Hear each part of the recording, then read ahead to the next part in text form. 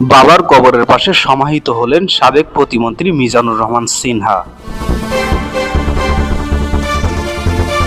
শেখ মোহাম্মদ রতন মুন্সিগঞ্জ প্রতিনিধি। মুন্সিগঞ্জ জেলা বিএনপির আহ্বায়ক ও সাবেক স্বাস্থ্য ও পরিবার কল্যাণ প্রতিমন্ত্রী মিজানুর রহমান সিনহার জানাজা ও দাফন সম্পন্ন হয়েছে। সোমবার 18 মে বিকেলে তার নিজ জন্মস্থান পদ্মা নদীর তীরবর্তী মুন্সিগঞ্জের লৌহজং উপজেলার কলমা ইউনিয়নের কলমা উচ্চ বিদ্যালয় প্রাঙ্গণে জানাজা শেষে জহুরি গ্রামের নিজ বাড়ির আঙিনায় বাবার কবর পাশে দাফন সম্পন্ন করা হয়।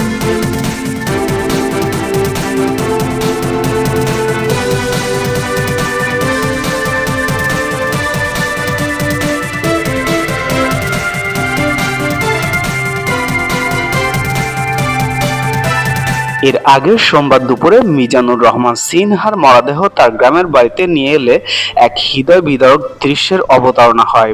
তাকে শেষবার মতো এক নজর দেখতে অশ্রুসিক্ত নয়নে ছুটে আসেন হাজার হাজার মানুষ। ছুটে আসেন তার দীর্ঘদিনের রাজনৈতিক সহকর্মী ও সহযোদ্ধারা। এ সময় তারা কান্নায় ভেঙে পড়েন।